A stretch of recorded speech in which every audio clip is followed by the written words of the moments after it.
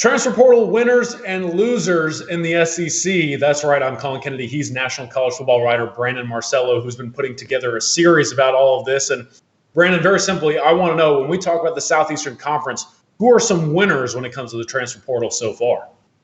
Well, Alabama's number one, but they haven't really offset their outgoing players with a lot of incoming players. But Ole Miss has, and has done so beautifully. They are number one in the country right now among teams that have replaced at least 50% of their outgoing transfers. They're at plus 5.86 in net rating with 12 incoming players, of course, led by the incredible USC duo Jackson Dart at quarterback and Michael Trigg at tight end. They also bring in former TCU running back Zach Evans, who, if you remember, coming out of high school, was a 5-star running back. And in that offense, boy, he could be a threat in the passing game as well. And then you look overall at that roster. 5 of the 12 incoming players ranked in the top 3 nationally in the transfer portal at their positions. An incredible haul, by far number one in the nation. Can't wait to see what they're doing as early as this spring and spring practice. And then talk about Shane Beamer at South Carolina.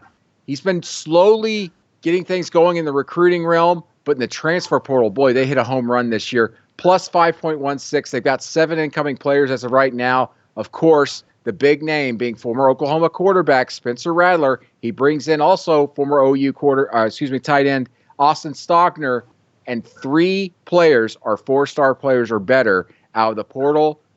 Fantastic class. Also look at Arkansas, plus 4.19. They had some trades between them and LSU with defensive backs, and they also get the number 1 linebacker in the country from Alabama, Drew Sanders. So really good haul right there for Arkansas. First-year coaches, though, I think the best first-year coach in the transfer portal nationally has been Billy Napier. They only had 9 players leave the program there at Florida, despite all the turmoil with Dan Mullen leaving. He got 3 of his better players from Louisiana to follow him to Florida, including running back Montrell Johnson. And then keep an eye on former Georgia cornerback Jalen Kimber. He was battling for a starting job at Georgia before some injuries popped up.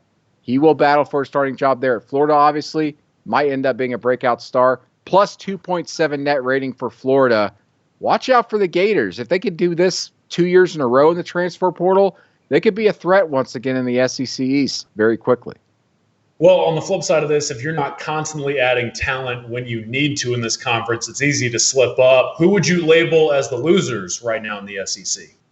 Yeah, it's interesting putting together these net ratings. I'm looking at them right now. Mississippi State's plus 2.67, right? Seems good, but they've lost 19 players in the portal and have only got 6 players in. So they need to do some work right now.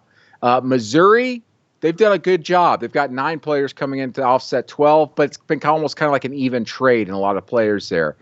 Now, the biggest loser, I think, is Auburn. I think everybody would probably agree with that. They've lost 20 players to the transfer portal. Obviously, we know what happened there with Brian Harsin and his job security be under question after only 1 year. He's coming back, but boy, they've got a lot of work to do in the transfer portal. They're only plus 0.07.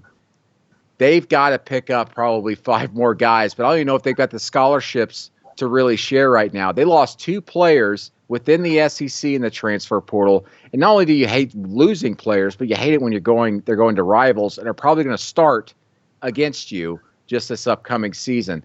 Also look at LSU.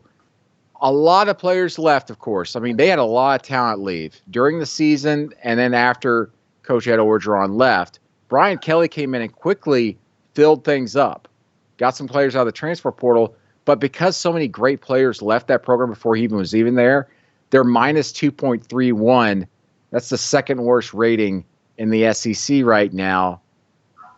Some work to do. And I don't think in the transfer portal, but just recruiting, they got to get some more high school kids in there to kind of build that thing back up at LSU.